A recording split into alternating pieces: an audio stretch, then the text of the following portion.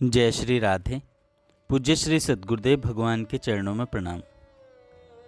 पूज्य श्री रमेश बाबा जी महाराज कहते हैं कि भक्त प्रहलाद जी ने कहा है कि संतों का संग, भक्तों का संग सबसे बड़ा तीर्थ है।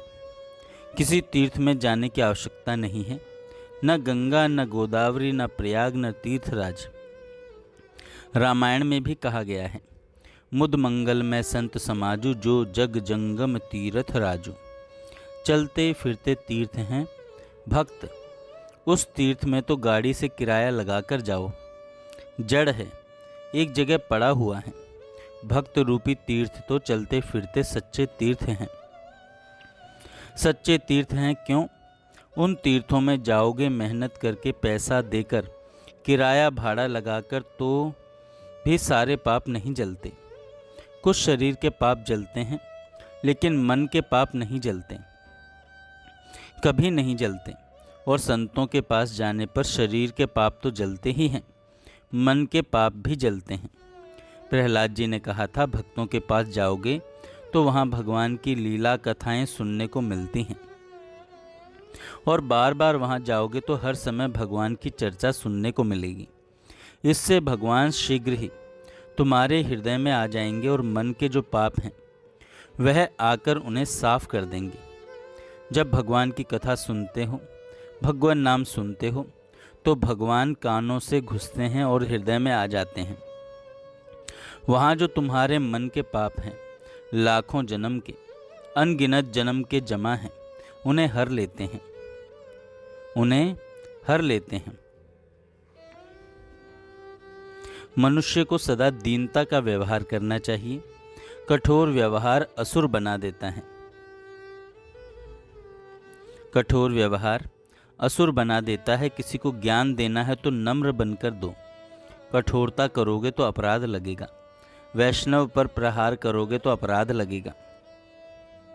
कोई साधक छोटा सा भी है, उसे भी नम्रता से शिक्षा दो। हम लोग बहस करते हैं, लड़ते हैं, मारते हैं, पीटते हैं, ये सब अपराध हैं। मीठे बनकर सुधारो, चरणों में गिरकर सुधारो। इस तरह मनुष्य कटुता से, अपराध से बच जाता है। उसकी भक्ति उत्तरोत्तर बढ़ती रहती है। किसी साधक की भी निंदा करोगे, उसके साथ कड़ा व्यवहार करोगे तो उसका दंड भोगना पड़ेगा। इसी अपराध के कारण चित्त से काम क्रोध कभी नहीं जाते। इसका बहुत बड़ा दंड मिलता है। इसका बहुत बड़ा दंड मिलता है। भगवान की भक्ति जो भी करता है, उसके पास किसी भी प्रकार का संकट नहीं आ सकता। जितने प्रकार के क्लेश होते हैं, वे सब भगवान के, वे सब केवल भगवान का गुणानुवाद श्रवण करने मात्र से शांत हो जाते हैं। ज़्यादा कुछ नहीं कर सको तो कथा सुन लो, और अगर भक्ति आ गई तो फिर कहना ही क्या। संसार का ऐसा कोई कष्ट नहीं है जो भगवान की भक्ति से दूर ना हो जाए। कहीं भगवान के चरणों में रति हो गई, फिर तो क्या कहना। निश्चित रूप से समस्त कष्ट केवल कथा सुनने मात्र से चले जाते हैं। शरीर की जितनी बीमारियां हैं, मन के रोग हैं, दैवी कोप, भौतिक पंचभूतों के क्लेश, सर्दी गर्मी या सांसारिक प्राणियों द्वारा प्राप्त कष्ट, सर्प सिंह आदि का भय, ये सब भगवान के आश्रय में रहने वाले पर बाधा नहीं करते।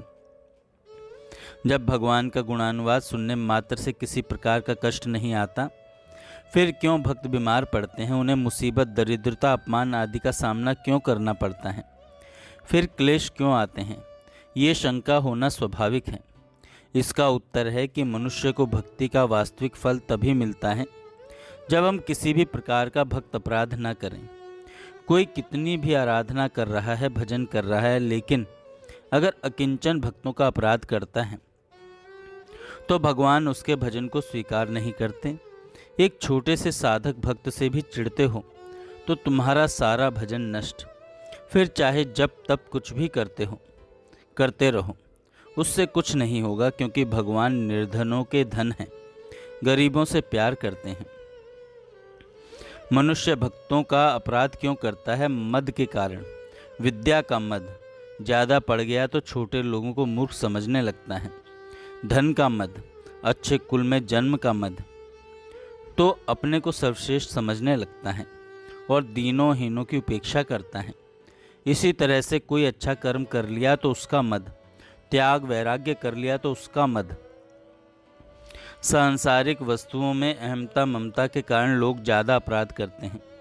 इसलिए अपराध रहित होकर भगवान का भजन करो, फिर देखो चमत्कार। किसी भी तरह का संकट क्लेश तुम्हें बाधा नहीं पहुंचा सकेगा।